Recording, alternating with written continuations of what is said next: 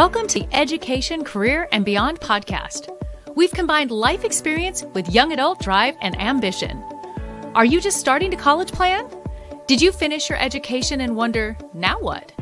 Join us in this lively discussion about the topics you need to know to create the next stage of your life's dreams, careers, finances, education, and more. Brought to you by Voice for Heroes 501c3. Welcome to another great episode of the Education, Career, and Beyond podcast. As you just heard in the intro, that we are all about bringing incredible resources to our young adults through this entire crazy journey, starting with thinking about college, getting through college, and beyond. And so we have Capri Suarez, our regular host, with us, our special guest, McKenna Hirsch. And if you follow the show, she was a guest about a month ago. We just love McKenna because our wonderful Ed is out on vacation, very deservingly on vacation. But with no further ado, I want to introduce our amazing guest who volunteered to be a part of this show and bring his expertise today is Dr. William Attaway. He is an expert in leadership, works with young adults, a lot of great techniques that he has in his book. We're going to hear about that and how he really advises taking a look at leadership in a whole new way. Dr. Attaway, thank you so much for joining us today. Thank you so much for having me, Amy. It's really an honor to be here. Well, this is a fun show, and we love that we bring really valuable advice. So just relax into this because the girls are going to rapid fire you a little bit. I'm here to steer, but no formalities here, just really good insight that we know that they need. So why don't you start off and just tell us a little bit about your background, kind of give us that cliff note to lead us where we are here today and why we can pick your brain. Sure. I've been leading in the nonprofit space for over 26 years now. I've been leading in the business world for almost 30 years. And started my own company almost 6 years ago. I am married now for 25 years, have two daughters, one who is a freshman in college this year. Where is she? She is at Regent University in Virginia Beach. Nice. Yeah, so that's not quite San Diego, but still Virginia Beach. So, that's not so bad. And well, these girls left San Diego to go to Purdue, which I still can't figure out, but I know they love it. And what about your other offspring? My younger daughter, she is a sophomore in high school and already got her eyes on college. We're looking at some early college classes for her starting in the fall. So you're already walking through this process again. It's powerful. Make sure they follow this show because we have such good content in every episode from last season and this season that could probably help them, as we really have had some great discussions, right, girls, about essay writing, how to really attack those college apps, community service, all the stuff that really can help have you that upper edge. So make sure you follow anybody watching or listening to this. Go back and check out those episodes. But I'm going to stop talking now. Dr. William, thank you so much for being with us like this and being able to bring your expertise. Girls, I'm going to let you throw some questions at him. Awesome. Do you want to give us a little SparkNotes version about what your maybe leadership theology is, or if that's too big of a chunk to start off with, how you kind of got into the realm about learning about leadership? And I think you said earlier being a student of leadership. Absolutely. Capri, it started when I was 15 years old. I was invited to attend my first leadership conference. It was a high school teacher who saw something in me that I did not see in myself. And he said, I really think you would benefit from this and learn a lot. So I hopped on a plane, went to a leadership conference 3-4 states away, and was hooked. I have been a student of leadership now for going on 4 decades because of what happened in that experience, in that conference, because somebody saw something in me, called it out, and invested it. So if I'm going to encapsulate what leadership means to me, it's about exactly that. It's about seeing what could be in other people and helping to lift them and empower them into what could be based on how they are wired and what is in their hearts and minds to do. That's great. Do you see that there's a lot of leadership being taught in today's education, especially at a high school level and early college? Is this a topic that's becoming more common, or are you noticing that it's still not addressed as much as it should and it's kind of on the back burner? I think it's definitely talked about more than it used to be. Back in the 80s and 90s, leadership was not talked about nearly as much as management was. Management was everywhere. Leadership, not so much. So it's definitely talked about more than it was. Is it talked about enough? Is it talked about in the right ways? Is it talked about in ways that are actually going to help people to see the best side of leadership, what we get to do, not what we have to do. And there's a world of difference in those two things. What leaders get to do, again, is to invest in and empower other people, to rally them together to accomplish something bigger than themselves. That's what we get to do. I don't think that's talked about enough. And that's one thing that I am consistent on. I really want people to understand that the power of a leader, a great leader, is in seeing what could be in the people that they get to lead, not that they have to lead, and helping them to lean in and move toward the best version of themselves to accomplish something that's far bigger than their world. That's great. I really liked how you mentioned. I really liked how you mentioned like empowering others, and kind of like leadership is something that you really get to like choose and pursue. And as someone who's been, I guess, exploring leadership for a while and really investing in it, what is something that you would advise college students or even just younger adults who are trying to figure out where their leadership journey is and like potentially starting their leadership journey? What advice do you think you would give them? I would tell them I would emphasize the importance of what I call the one non-negotiable of catalytic leadership, which is the intentional cultivation of a teachable spirit. If you only hear one thing today, I hope you hear that. You get to choose whether you will have and cultivate a teachable spirit in your life. Nobody else chooses that for you. No one else can choose it for you. And it costs you nothing. But it's a decision you have to make every day. I want to choose to be the most teachable person in every conversation I'm in every room I'm in every meeting I'm in, every situation, every circumstance. I want to be the most teachable person because I believe there's no such thing as a wasted experience. Right. I can learn something from anyone, any experience, any situation. Sometimes I might learn what not to do, but that can be incredibly valuable if I have a teachable spirit. So for me, that's it. That's the one thing.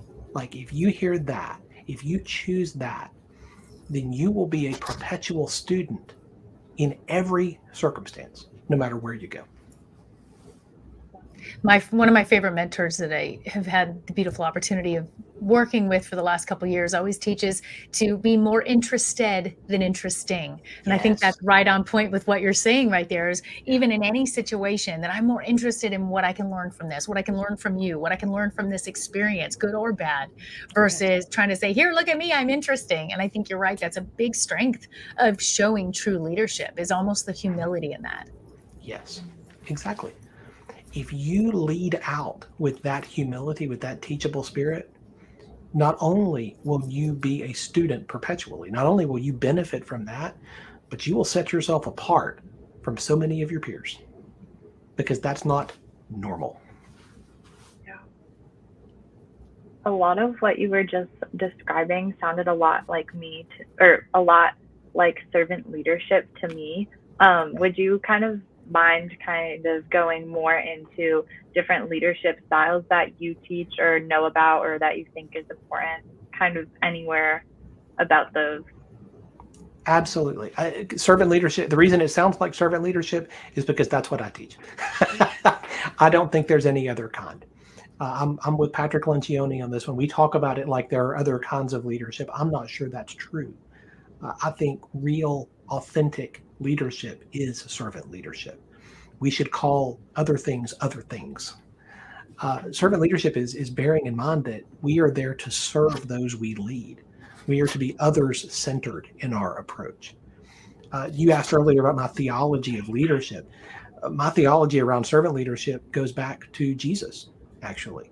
And I know this is not a church-centered podcast, but I'll say that is the source of that for me, because that's what he taught. He said, the leaders of this world lord their authority over the people that they lead. And he looked at his followers and he said, not so with you. You're to be different. That's the beginning of servant leadership. That's where it started. And I believe that is real, authentic leadership. When we exhibit that, when we help people understand that as we lead them, we don't see them just as cogs in a machine or a means to an end, or, hey, you're just here to get stuff done that I don't want to do. When we help them understand that we are for them, that we want to encourage and empower them and invest in them so that they can grow and thrive in their lives and in their careers, that's a different ballgame. That's what real servant leadership leads to. If you don't mind for a moment, I'd love to discuss the misconception when we're looking at leadership, or even young adults looking at leadership saying, but that's only for extroverts. I'm an introvert, so how could I ever be a leader? What do you advise to those different personality types on how they can still embrace and become a leader, regardless of whether they're more a shy personality, introvert personality? I would say this. If you look at my Myers-Briggs profile, you would find that I could not be more on the introverted side of that chart. I am all the way on the introvert side. We have this idea that that means that if you're an introvert, you really don't like people. Well, nothing could be farther from the truth. It just means I have to budget my time and my energy in such a way that I can recharge when I'm with other people. That's not what recharges my batteries, right? That's when I'm going to be giving more. So time by myself, time for reflection, time for study, time for thinking, that's my recharge time. I've just got to budget my life in such a way that I'm able to recharge more. So if anybody thinks I'm an introvert, I can't lead, I would beg to differ, because I've been doing it for over 3 decades. You absolutely can. It's important to understand how you're wired. It's important to understand how you're gifted, how you're skilled, and to lead from that place. I think so often, particularly with young emerging leaders, we begin, and I started this way, we begin by copying leaders that we admire, either that we've worked for or people that we admire from afar. That's normal. The problem is if we stay there. If we stay there, we end up just becoming a bad copy of a great leader. I want you to learn your own wiring so you can lead from an authentic place, a place that is authentically you, how you are wired. When you do that, then you learn that being an introvert is a great strength, just like being an extrovert is a great strength. You just have to learn to lead from that place. Do you have any? Oh, you can go ahead. Go ahead. Thank you. Do you have any advice on staying authentic to yourself when your leadership is being challenged? Because I feel like a lot of times people are like, oh yeah, I can be true to myself when I'm in this scenario, but then maybe the scenario changes, or you get put in a tougher situation and it kind of is a little more difficult to be authentic to yourself while still leading others. That is such a great question. Under stress, so often we find what's really inside getting squeezed out of the tube of toothpaste, don't we? And we can put on a facade sometimes. We can put on this exterior that looks one way, but under stress and under pressure, what's really in there is what gets squeezed out. I think that's why the most important part of your leadership is how you lead yourself. You are the hardest person you will ever lead. I'm the hardest person I will ever lead. How we learn to lead ourselves is how we define what is inside the tube. That's when you do the hard work to develop yourself. Your personal growth, your personal development, there has to be a plan there. You're not just going to wake up one day and say, oh, wow, I'm a fully developed leader with all the skills I need. I don't know how that happened, but here I am. Nobody does that. It never happens. You have to have a plan. Failing to plan is planning to fail. You have to have a plan, just like getting into college, right? When my older daughter was applying, there was a plan. We had a whole plan laid out. My younger daughter's starting this process. We have a plan laid out. I'm a planner, I know. But that's true in every part of our lives, including our leadership. If you want to be ready when you're under stress, when you're under pressure, because those days will come, those situations will come. If you want to be ready, you have to start planning for it now by developing yourself, investing in your own leadership and your own development and growth so that you will be ready, so that when the toothpaste tube does get squeezed, what comes out is going to be authentically you, not what you don't want. That's good advice. Yeah. Go ahead, McKenna. That was good. I noticed you're talking a little bit about personal leadership and then as well as professional leadership. So do you mind just like touching on that and kind of like the differences between the two and how you might necessarily grow them together, but also separately? What a great question. Don't you love these girls? Aren't they the I best? do. They are fantastic. These are I some of the know. best questions I have had. Of course. They're amazing women. They are. I usually use the illustration of a plate for this. And the plate is one that we have at Thanksgiving that has the little partitions in it so that your food doesn't touch. I like those plates because I don't like my food to touch. I'm one of those people. I know down here what happens. I get that. But up here, I want to enjoy it the way it was intended, right? That's what I'm focused on. Those plates with the walls, I love. There is an idea that we inherited from the ancient Greeks that we can compartment our lives just like those plates are compartmentalized. And that what happens in this part of our life doesn't affect what happens in this part or what happens in this part. And what happens at work really doesn't affect what happens at home and vice versa. That's a cute myth, but it's just that. That's not true. The reason I talk about personal and professional leadership in the same paragraph sometimes is because I believe they're connected. I believe to be a person of integrity means every part of your life is integrated with each other. Every part touches every other part. Who you are at work and who you are at home and who you are on the ball field and who you are when you're on the beach and who you are when you're playing pickleball. All of these yous, they're the same you. Yes.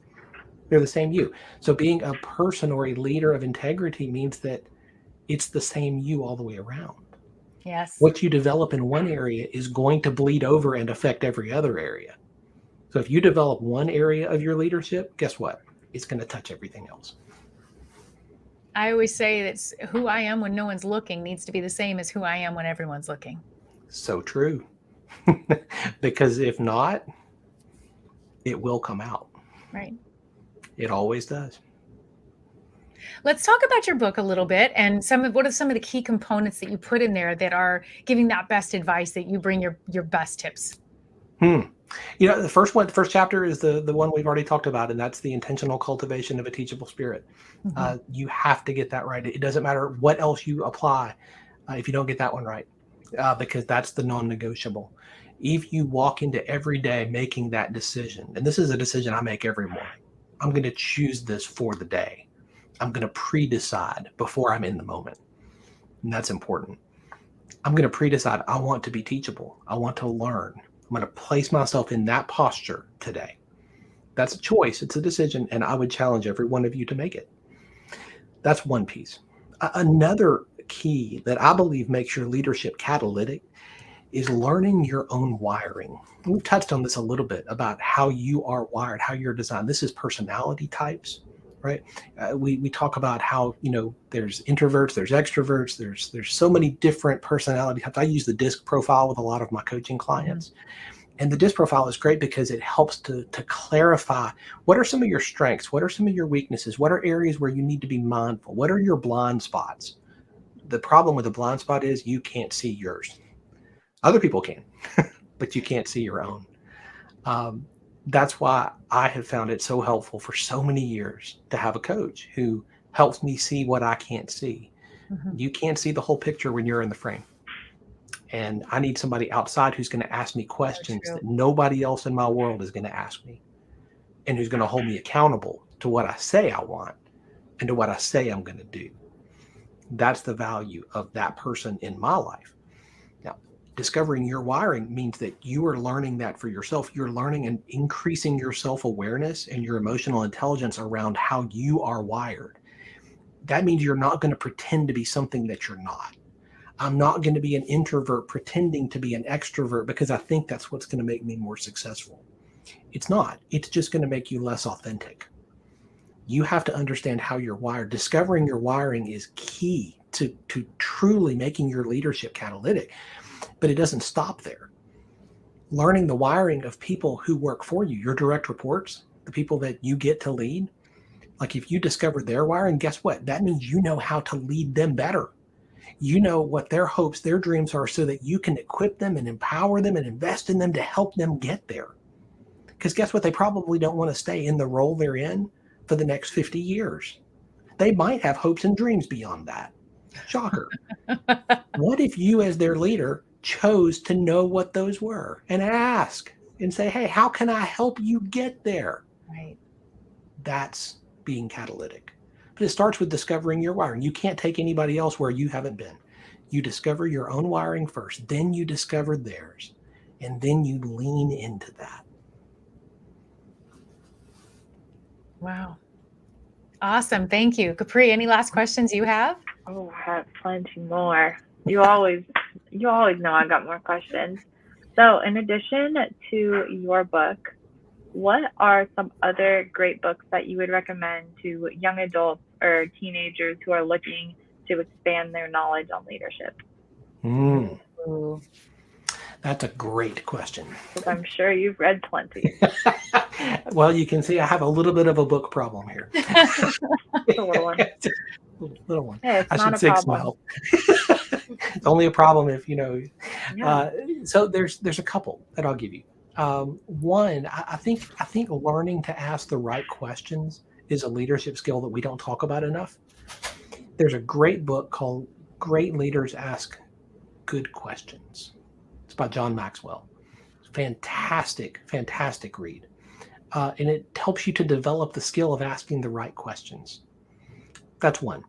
A second one I would recommend would be the book Soundtracks by John Acuff. Soundtracks is not a typical leadership book, but it's one I think I've recommended to every one of my coaching clients at different points in their journey because it's so practical. His premise is that every one of us, just like in a movie has a soundtrack, and the soundtrack really makes the movie. I mean, you can't imagine Indiana Jones without the soundtrack, right? Well, in the same way, you have a soundtrack in your head. You have thoughts, things that you say to yourself over and over and over and over again until they become the music of your life. And you choose those soundtracks. And so often we have broken soundtracks in our heads. Things that we say to ourselves that if we said them to somebody else, that would not be helpful. As my counselor told me one time, if you talk to other people the way you talk to yourself, you would have no friends. She was spot on. So often the soundtracks in our heads are broken. And we say things to ourselves that are not helpful, that are not true, that are not kind. And we have to learn to replace those soundtracks. That is a leadership skill that I find incredibly helpful because then we're able to help other people with their soundtracks that we lead. So that's one highly recommend, Soundtracks. And the third one I just read recently, but it's going on the list because I found it so incredibly helpful. It's Atomic Habits by James Clear. I love that book. Isn't it fantastic? I'd never read it. Yeah, it's incredible. Oh, so good. So good. And I feel like it's a really, it's easy to digest too. Like the way that it's written, because I feel like a lot of times, I'm like, oh, this is a nonfiction book. This could be really scary, but it's broken down into really easy to understand terms. Absolutely. My younger daughter, the 10th grader, she is currently reading it. Nice. We have a thing that I picked up actually from John Maxwell that his dad did with him. And I said, I'm adopting that. I did it with both of our girls. If you read a book that I choose, that's $5, and so Atomic Habits, that's a $5 book. I'd make that one a $10 I think book. girls want to get on his list. That's right. I'll give you a list. Send over your Venmo. That's right. I'm down. Let's do it. Dr. Williams book giveaway payment list. Yes. I'll start selling some of these books to fund that. Excellent questions today. Capri, McKenna, you have any last thoughts or anything for Dr. William? They're both ready to be leaders. I know both of you are already leaders. You've already exhibited that the times I've known you, but I see these girls really even going that next level. And I think you gave such incredible insights today to not only help them, myself, but all of our listeners and our viewers. So thank you so much for taking the time to be with us today and provide such incredible insight. We'll make sure your website is in all the comments in this show, wherever you consume this podcast, wherever you listen or watch, the links are going to be there so you can get his book and have more information. And thank you so much for being a part of the Education, Career, and Beyond podcast today. Thank you so much for having me. It's just been a joy. I've thoroughly enjoyed talking to all of you. Awesome. Well, we loved having you. So thank you so much for coming on.